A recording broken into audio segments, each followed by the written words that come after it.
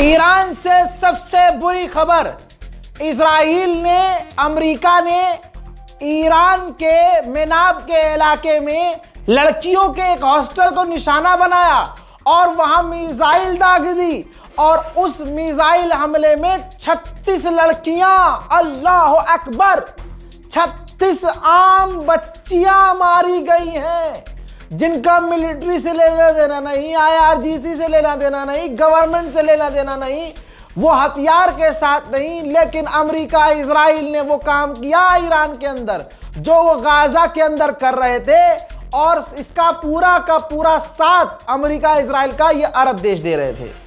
अब आप सोचिए 36 बच्चियां, 36 लड़कियां हॉस्टल की मारी गई हैं, शहीद हुई हैं और अभी मरने वालों की संख्या और बढ़ सकती है। कहा जा रहा है कि 50 से ज्यादा लड़कियां बुरी तरह से घायल भी हैं। मंजर मैं आपको मेनाब के इलाके का हॉस्टल के बाहर का दिखाने जा रहा हूं। दिल थामिए और अल्लाह अकबर कहते रहिए। देखिए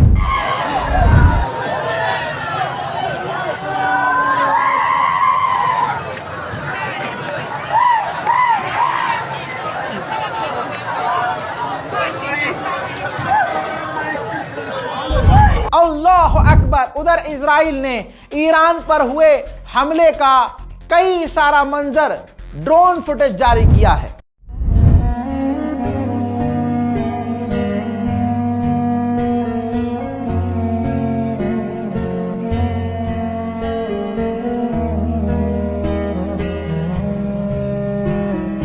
ईरान पर यह हमला बमबारी के अलावा साइबर हमला भी ईरान पर हो रहा है।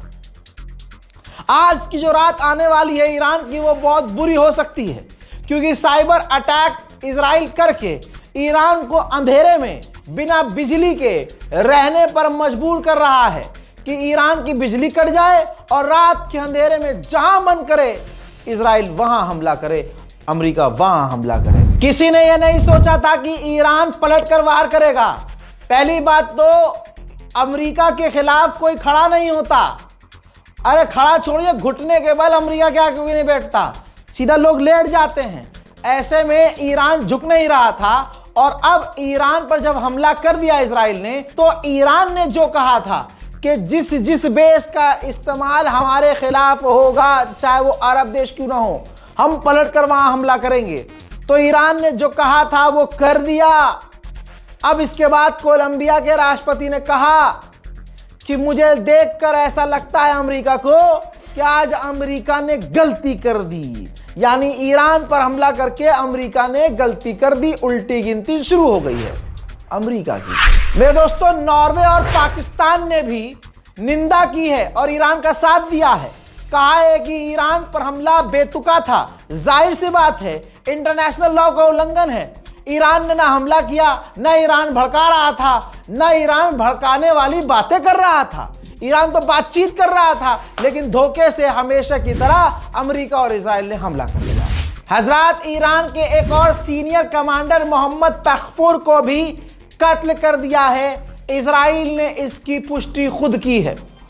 याद रखिएगा, अभी तक ईरान ने आधिकारिक तौर पर अपना कोई नुकसान नहीं माना है।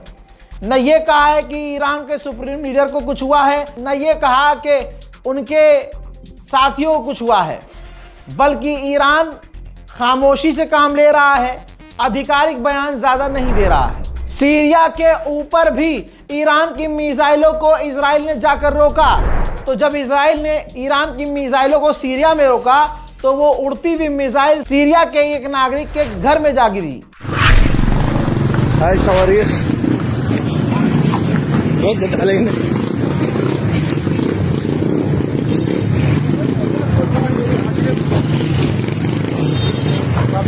هذا الصاروخ اللي يجي لعند على هون نزل. هذا الصاروخ هسه بس نلاقيه نزل هون.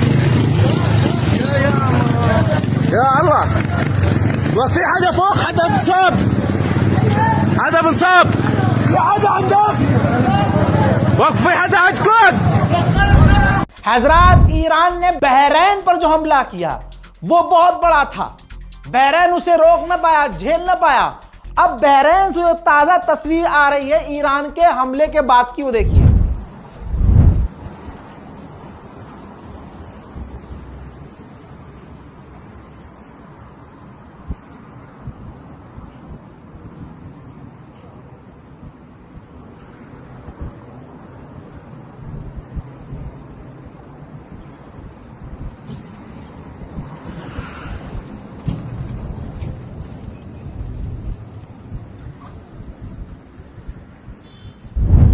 मेरे दोस्तों, फिलहाल के इस अपडेट में इतना ही।